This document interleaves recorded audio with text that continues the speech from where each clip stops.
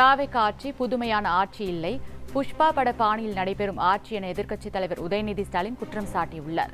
சட்டப்பேரவையில் பேசிய எதிர்க்கட்சித் தலைவர் உதயநிதி ஸ்டாலின், தாவேக ஆட்சிக்கு ஆதரவளிப்பவர்கள் வீட்டிற்கு ஒரு சோஃபா செல்கிறது, பின்னாடியே முதலமைச்சரும் செல்கிறார் என குற்றம் சாட்டியுள்ளார். தன் வெற்றி மீது தனக்கே நம்பிக்கை இல்லாததால் தான் முதலமைச்சர் விஜய் 2 தொகுதிகளில் போட்டியிட்டார் எனவும், போட்டியிட்ட 2 தொகுதிகளிலுமே வெற்றி பெற்ற முதலமைச்சர் விஜய் தனக்கு வாக்களித்த மக்களுக்கு இதுவரை நன்றி கூட கூறவில்லை எனவும் குற்றம் சாட்டியுள்ளார்.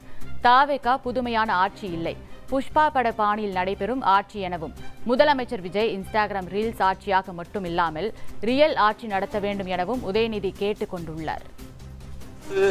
தேர்தல் நேரத்தில் ஊழல் சக்தின்னு சொன்னீங்க.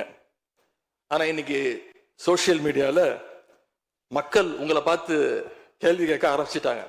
என்ன கேட்கறாங்க தெரியுமா?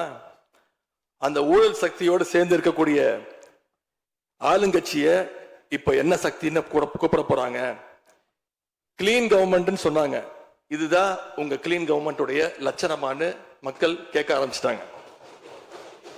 இப்படி நீங்க கூவத்தூரையும் மிஞ்சிற அளவுக்கு அடிக்கிற கூத்த பார்க்கும் போது இந்த அரசு எத்தனை நாளைக்கு நீடிக்க போகுதுன்னு மக்களுக்கு அந்த சந்தேகம் வர ஆரம்பிச்சிருச்சு.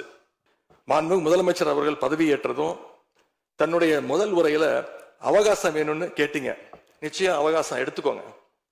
ஆனா காத்துக்கிட்டு இருக்க அத்தனை பேரையும் ரொம்ப காலம் காக்க வச்சிடாதீங்க.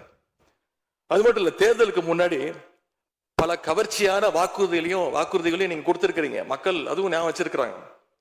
மகளிருக்கு மாசம் 2500 ரூபாய், ஆண்டுக்கு 6 சிலிண்டர், தங்க செயின், மோதிரம், பட்டுப்புடவை, வேலையில்லா இளைஞர்களுக்கு உதவித்தொகைன்னு அந்த லிஸ்டும் நீண்டுட்டே இருக்கு. பெரிய லிஸ்ட் தான்.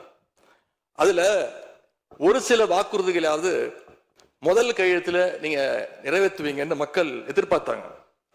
நீங்க வாக்குறுதிகளை சொல்லும் போது நடைமுறைக்கு சாத்தியமானதை மட்டும்தான் சொல்றேன்னு எல்லா கூட்டத்திலையும் திரும்ப திரும்ப சொல்லியிருக்கிறீங்க.